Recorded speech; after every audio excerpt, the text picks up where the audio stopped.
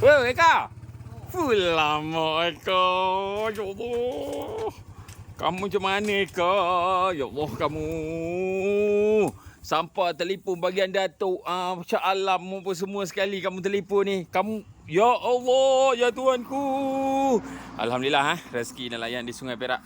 Lama sekali air keruh, air dalam. Inilah hasil dia. Mantap. Okey, Eka, mantap. Okey, timbang dulu. Okey, timbang seekor-seekor. Ambil dulu. Ambil dulu jelebor ni. Jelebor pula, kelabor ni. Ambil dulu kelabor seekor-seekor. Alright. Basahnya Eka. 2 kilo 700. Alright. Okey, kelabau 2 kilo 700. Okey, pada peminat-peminat ikan kelabau, cepat-cepat roja. 1 kilo 300. Alright. Kelabau 1 kilo 700, 1 kilo 300. Ini 1 kilo 850 kelabau. Alright. Lama Eka. Berminyak moncong orang yang makan ni. 1 kilo 400. Okey. Cungap-cungap lagi kau mah. Alright. Yang ini 850 gram. Okey. Alright. Lepas tu ambil lampan Jawa tu. Okey, timbang dulu lampan Jawa. Okey.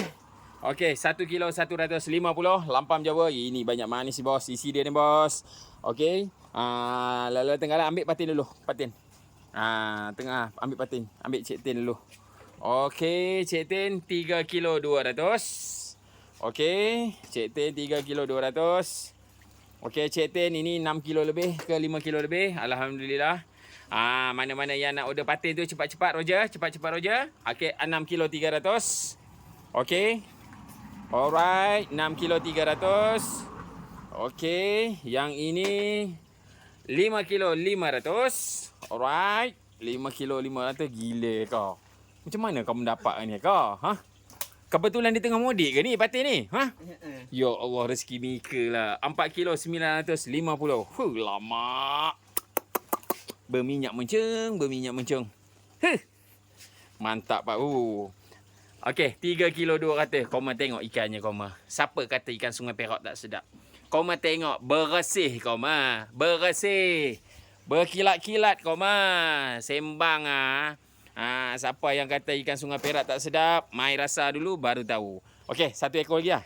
Dia timbang belum? Ni. Okey, timbang. Alright, 1 ekor lagi. Ini pun 6 kilo lebih juga ni. Tak silap ni. Okey, 5 kilo 150. Mantap. Okey Alhamdulillah rezeki nelayan di Sungai Perak Mantap, mantap, mantap. Banyak lagi hasil ni. Okey. Rezeki-rezeki dia orang. Lampang pun besar-besar semuanya. Alhamdulillah. Mantap Pak Bu, mantap.